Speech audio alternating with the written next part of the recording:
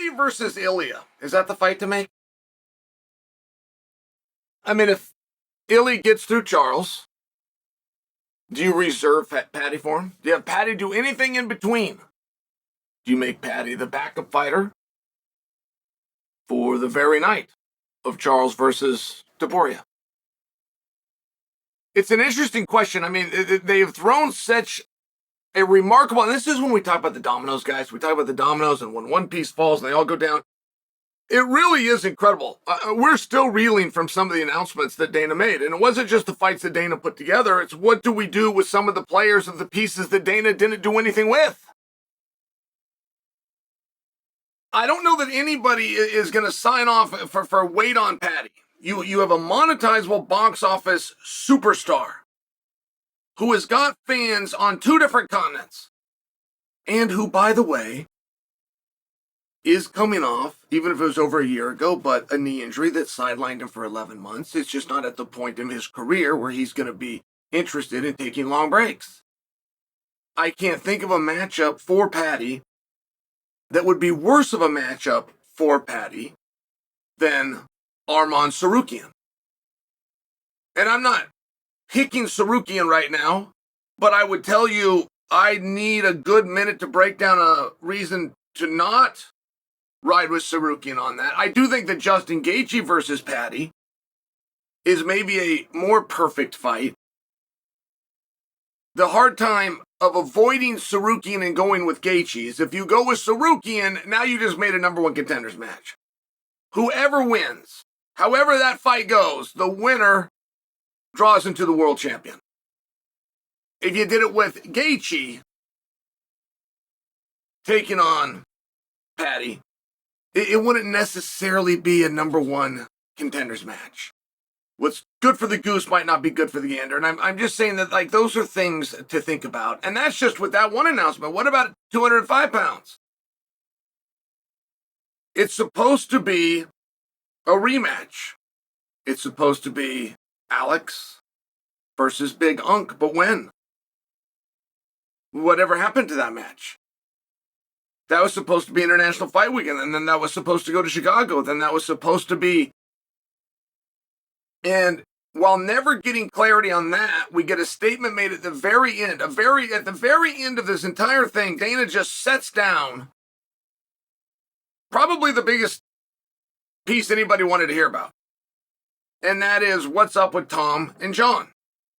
And Dana says, hey, don't worry about Tom and Jon. We made that fight, and we're going to make that announcement real soon. Which was, I couldn't help but wonder, did he misspeak?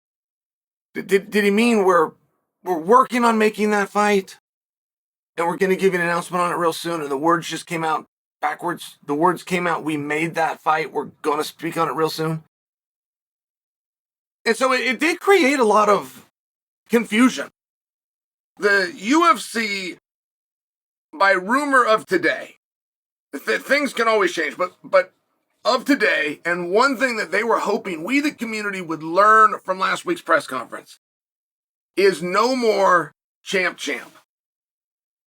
And I don't know why that became important to the UFC, and I don't know why that press conference was supposed to teach us all the sincerity of the importance, but it was. If you're a guy and you want to go get hardware for your mantle, and you want to start stacking up belts and trophies and medals, go right ahead, but you're going to have to relinquish what you currently have. Then you can try your hand in a different division. And I do think that takes away from it. I think that's going to make guys less inclined. I've never really got it, and I've never really given credit to guys that can be a champion over here and be a champion over there. And a lot of that's age group. I had fought 8 times. It was my 8th fight, so I'd fought 7 men. On my 8th fight is the first time I ever even saw a scale. I never even saw a scale. And on time number 8, when I saw it, it didn't matter what it said. They just wanted to know what it said.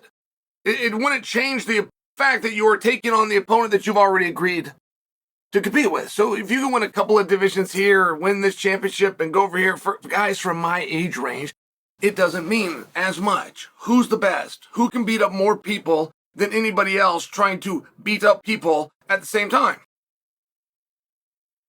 But it does leave us with a question at 205 pounds. And the one that was supposed to be obvious, Big Unk and Pereira.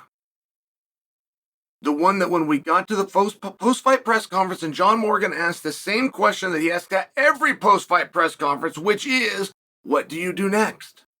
And Dana, instead of responding the way that Dana always responds is, let's see what happens. Dana said, I'm going to rematch Ankalaev and Pereira. And then as the weeks turned into months, it became very clear that that was going to be for International Fight Weekend. But when the announcement came, there was no Big Unk and Pereira announcement. And there's really not like a lot of buzz around that fight. There wasn't the first time. Pereira hasn't tremendously built this fight the second time. Big Unk has done a lot of things, including allegedly hacking into Pereira's Twitter account and accepting the fight. But whether you like that angle or you don't, you at least have to tip your hat to the side that Pereira, as champion, is doing more to get the fight than the challenger Pereira is doing to try to get the fight against Big Unk, who's holding the belt. It's a little bit of a confusing one. And I realize that Jones and Tom Aspinall are probably going to fight. I realize that if Jones fights again, Jones will be fighting Aspinall. I got that. But it's not true for Aspinall. Aspinall can do plenty of other fights that aren't Jones. And of those plenty of fights that aren't Jones, and with the press conference that just came out, the constant theme of finding a way to getting Alex Pereira and Tom Aspinall in the ring together for a belt, which does exist because of the interim, like that one possibility and commonality still, even in the minuscule light of day that this can be seen, it's still not total darkness around it. And I can't make sense of that. I can't make sense of why Ankalaev and Pereira, which has already been announced for a rematch, isn't announced as a rematch. But then again, I've already been told that Jon Jones would be fighting Tom Aspinall. I was told that in November of last year, yet there's no match. Tom Aspinall and Jon Jones. So are these independent? Are they mutually exclusive? Or as you're trying to solve this case, should you have your eyes on both of these fights at the same time? Time will tell. But something tells me they're directly correlated.